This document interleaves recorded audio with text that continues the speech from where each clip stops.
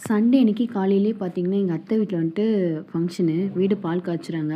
அதனால morning 6 to 8ன்னு சொல்லியிருந்தாங்க timing. ஆனா, நாங்க வீட்லேருந்து கிளம்புறதே பார்த்தீங்கன்னா, 10 போல தான் கிளம்பியிருந்தோம். ஆனா, நாங்க நேத்து நைட்டே பிளான் பண்ணியிருந்தோம். இயர்லியா போயிரணும் அப்படின்னு சொல்லிட்டு. ஆனா, மார்னிங் ரொம்ப லேட் ஆயிடுச்சு. அதுக்கப்புறம் பார்த்தீங்கன்னா, இன்னைக்கு தைப்பூசனால வந்துட்டு முருகர் கோயில் உள்ள ஏரியா எல்லாமே ரஷ்ஷா தான் இருந்துச்சு. அதையும் மீறி தாண்டி போகவே ரொம்ப லேட் ஆயிடுச்சு. அப்புறம் போற வழியில கொஞ்சம் பிரேக் எடுத்துட்டு, இளநீலாம் சாப்பிட்டுட்டு வீட்டுக்கு ரீச் ஆகவே ஒரு 12:30 போல ஆயிடுச்சு. அப்புறம் வீட்டுக்கு போயிட்டு சாமியெல்லாம் கும்பிட்டுட்டு, அப்புறம் வீடெல்லாம் சுத்தி பார்க்க ஆரம்பிச்சிட்டோம். வீடு வந்துட்டு ரொம்ப அழகா கட்டியிருந்தாங்க. ரொம்ப பிளான்டா சூப்பரா கட்டியிருந்தாங்க. அப்புறம் அங்கேருந்து கொஞ்சம் ஃபோட்டோஸ்லாம் எடுத்துட்டு, அப்புறம் ஃபேமிலி கூட டைம் ஸ்பெண்ட் பண்ணிட்டுருந்தோம். அப்புறம் லஞ்ச் ரெடி ஆயிடுச்சுன்னு சொல்லிட்டு கீழ சாப்பிட கூப்பிட்டுருந்தாங்க. லஞ்சுக்கு பார்த்தீங்கன்னா, வெஜ்ஜு, நான்வெஜ்ஜு 2மே ப்ரிப்பேர் பண்ணியிருந்தாங்க.